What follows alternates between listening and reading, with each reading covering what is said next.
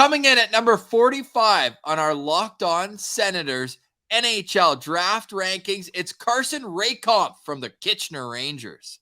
Ross, you know I loathe the Kitchener Rangers, and we have two of them on our profiles here. So I'm just getting that out of the way right off the top. I'm going to do my best to let my Guelph Storm bias not affect how I rate these players. It's not their fault that they're wearing the Kitchener Rangers jersey. But Carson Rehkopf, there's a lot of interesting things about him.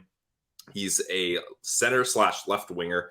I've got him at 6'1", 194 pounds. He plays with the Kitchener Rangers, as you mentioned, in 68 games, 30 goals, 29 assists, good for 59 points. So pretty solid point production from Carson Rehkopf.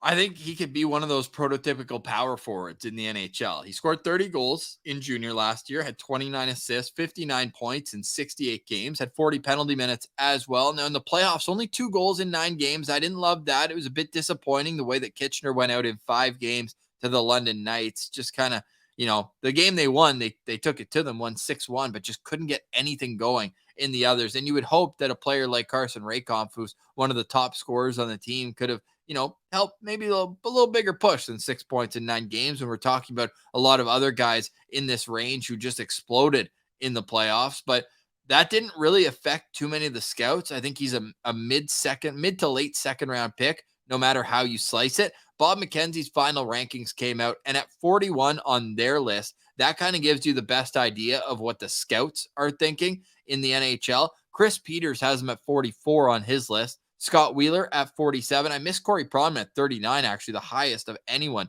on Carson Rehkopf. And then Elite Prospects has him at 68. Craig Button at 66. That's an average of 50.8.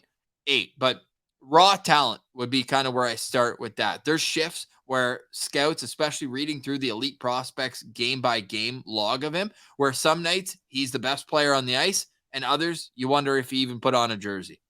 Yeah, I mean, his best attribute is his shot. And when you have guys where their shot is elite and they rely on that, I mean, he scored 30 goals, so it goes without saying. But sometimes when you're not getting the puck, or maybe you just don't have that release, or you're not hitting the net, makes you kind of invisible out there, at least in form of what people expect from you. He did have 3 hat tricks last season, Ross, so you can tell that he can put it on. Like you mentioned, sometimes he looks great, sometimes not so much. But what I like about him is he's got that shot, like I mentioned, and he likes to float into open spaces to be ready for a pass. And that's what he does really well. He can slip behind a play, go unnoticed, and then boom, he's open for a pass. Teammate hits him and he gets a really good scoring opportunity, and he can finish on those more often than not. So I think that's where he's really coveted by NHL teams scouting him. And he does have some playmaking abilities, but EP mentioned that, like you talked about, some nights the playmaking was on and then some nights it wasn't. So if he's going to want to be a better dual threat guy, and if you can up your playmaking ability, that inherently helps your shot, because teams won't just cheat on your shot as much. So if he can make that a little bit more consistent, I think he's going to have a lot more success. But the fact that he has so many NHL tools already, with the shot, with the size, there's stretches where his defensive play stands out.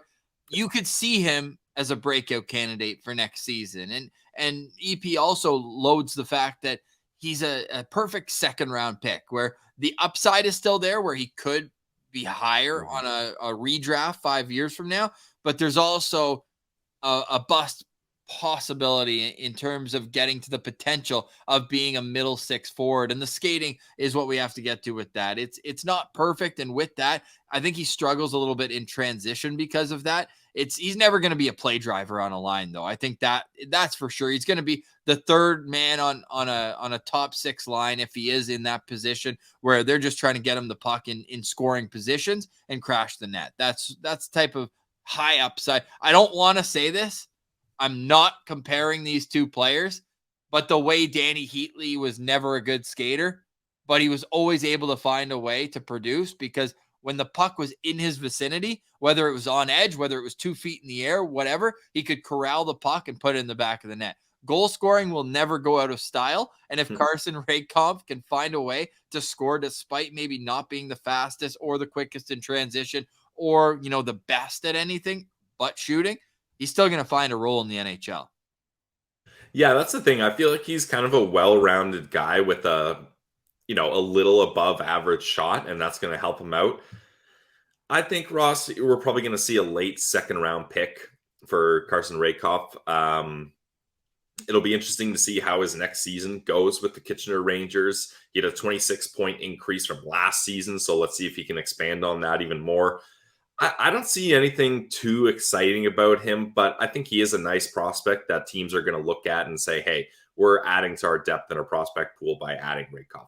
Yeah, and it seems again like a Boston Bruins, a team that had a top end team where they're not looking to just have a player. They're looking for a player in their prospect pool where it's like, hey, this guy could complement what we already have in the NHL. And maybe Boston's not the only example. There's lots of teams like a New York Rangers, kind of what they did with Brennan Othman last year. Like he had all the tools, he didn't always put them together, and then boom, he had a great year this year as draft +1, and now he's it's looking like a great pick in the mid to late first round. Whereas this, I think it's going to be mid to late second round. But let's put it this way. If he gets past 50, I'll be surprised, especially after seeing Bob McKenzie put him at 41 on his rankings. It's kind of like the cheat code is wherever Bob McKenzie puts him, you could see him go around that range. So I think a top 50 pick is coming for Carson Rehkopf. I think if he works on his skating this summer, he could be a breakout candidate for next season and beyond. For more draft profiles, head over to Locked On Senators on YouTube. There, you'll be able to find over 50 heading into the NHL Draft in Nashville.